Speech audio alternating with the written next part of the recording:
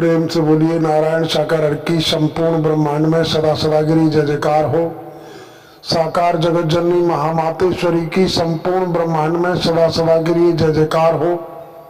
सर्वप्रथम नारायण साकार हरि परमात्मा जी, साकार जगत जननी महामातेश्वरी जी, आपके श्री चरणों में मुझ आत्मा का बारंबार कोटि कोटि नमन स्वीकार हो।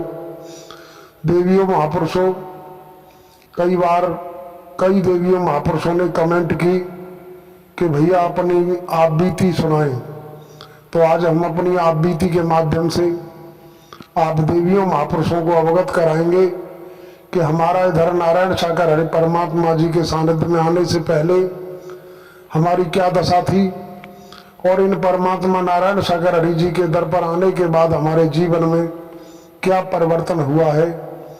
देवियों महापुरुषों, हम जब सत्य के साथ में नहीं जाते थे, अनगिनत बुराइयां हमारे अंदर भरी हुई थी।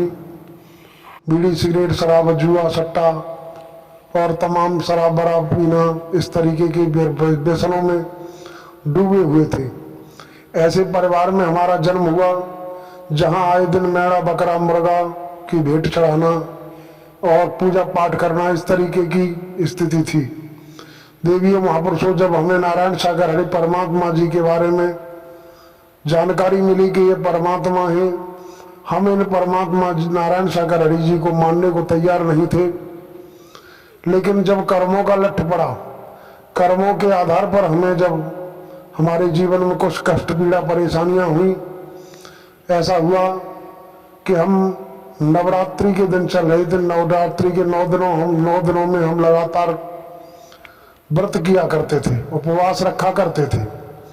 उन्हीं दिनों हम व्रत कर रहे थे। 3-4 दिन हमने व्रत किया। व्रत करने के बाद एक दिन हम जल चढ़ा करके लौटे और लोटा मांज रहे थे, तभी अचानक नाक के द्वारा ब्लड चलने लगा, खून बहने लगा।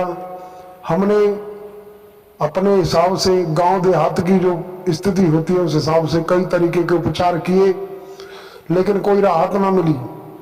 नजदीकी कस्बा सादाबाद ले जाया गया, वहां भी कई घंटे भर्ती रहे डॉक्टर के पास, वहां भी काफी ट्रीटमेंट कराया, लेकिन राहत न मिली। वहां के डॉक्टरों ने आगरा के लिए रेफर कर दिया।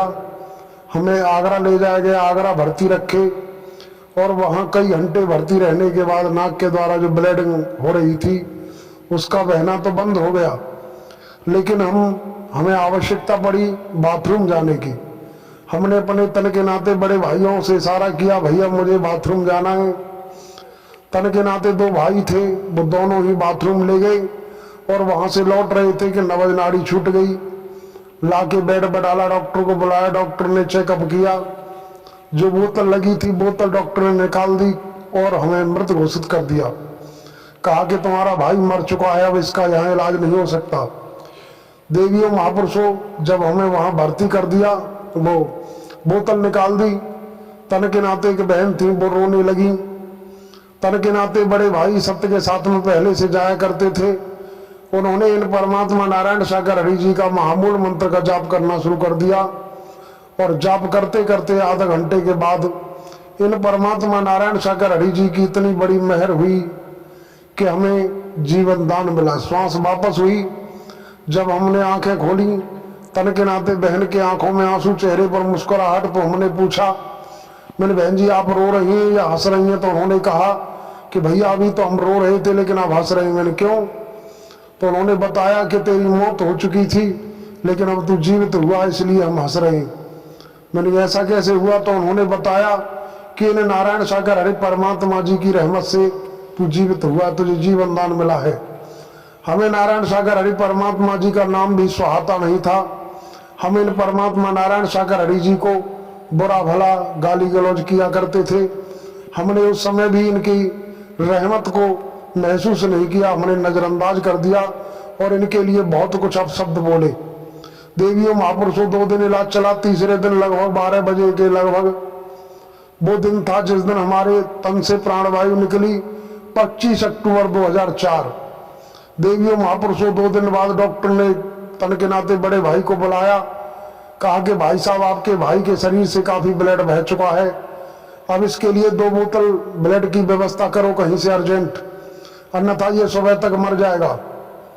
तनकेनाते भाई ने कहा कि डॉक्टर साहब इसकी देखरेख के लिए मैं हूं, और मैं अगर अपने शरीर से ब्लड दे देता हूं तो मेरी भी हालत गंभीर होगी, फिर कौन इसे संभालेगा, कौन मुझे संभालेगा। इस कारण मैं ब्लड नहीं दे सकता।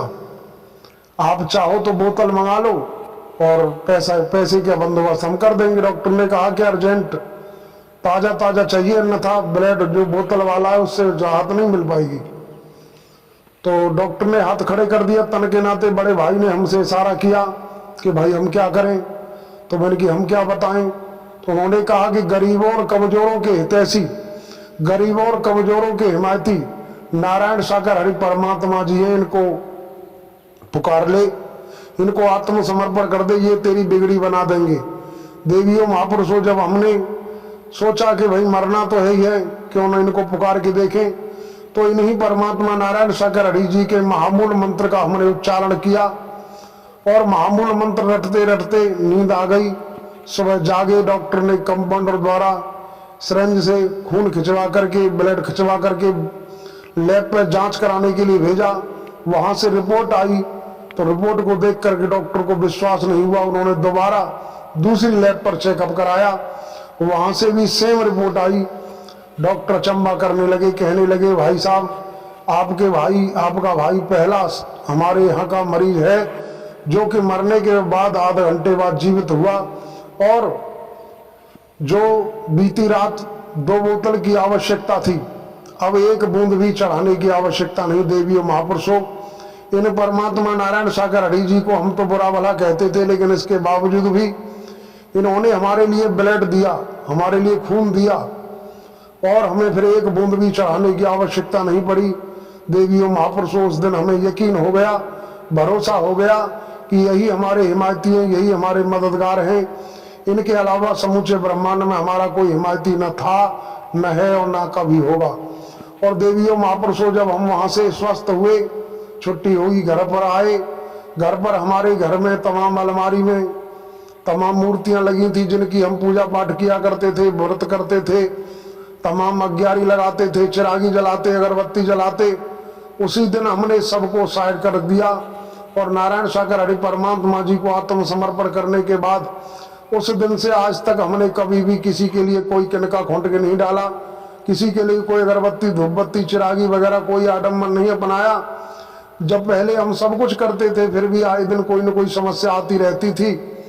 तांत्रिकों से सहारा लेते, तांत्रिक कहते तुम्हारे बाबा रूठ गए, क्या तुम्हारी अम्मा रूठ गई, उनके लिए खीर चढ़ाओ, किसी के लिए लड्डू चढ़ाओ, किसी के लिए सिगरेट जलाओ, किसी को कुछ चाहिए होता था, किसी को मेड़ा वगैरह चाहिए होता था। लेकिन जिस दिन हमने इन नारायण सागर हरि परमात्मा जी को आत्मसमर्पण किया, उस दिन से और आज तक अब तो न कोई भूतरा प्रेतरा, जो भी देवता देवती जो भी थे, पता नहीं किस लोक को चले गए, कहाँ चले गए।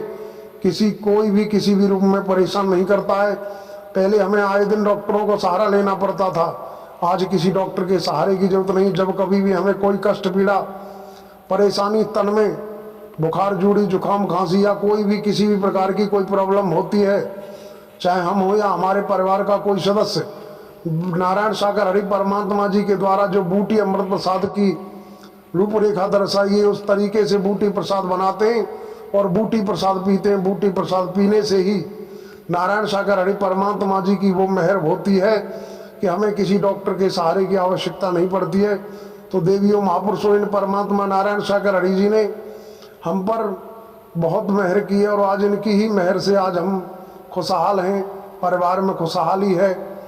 तो इन्हीं शब्दों के साथ हम तो आप समस्त देवी महापुरुषों से यही प्रार्थना करेंगे कि परमात्मा नारायण सागर हरि जी ही हमारे हिमायती हैं, हमारे हितैषी हैं, हमारे अपने हैं। बाकी समूचे ब्रह्मांड में कोई हमारा अपना न था, न है और न कभी होगा। तो हम इनका वचन मानकर सेवा कर्म करें, और सेवा कर्म में इतनी बड़ी पावर है, इतनी ताकत है कि हम इसका अंदाजा नहीं लगा सकते।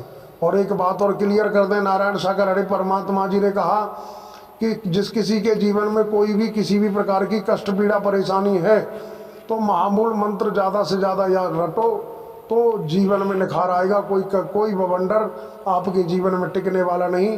जहाँ हम महामूल मंत्र को भूल जाते हैं वही समस्याएं उत्पन्न होती हैं। कहा जाता है कि याद है तो आबाद है, भूल गए तो बर्बाद है। इन्हीं शब्दों के साथ हम अपने शब्दों को विराम लगाते हैं। आप समस्त महापुरुष व देवियों के चरणों में नमन करते हुए प्रेम से बोलिए नारायण साकार हर की संपूर्ण ब्रह्मांड में सदा सदा के लिए जय जयकार हो।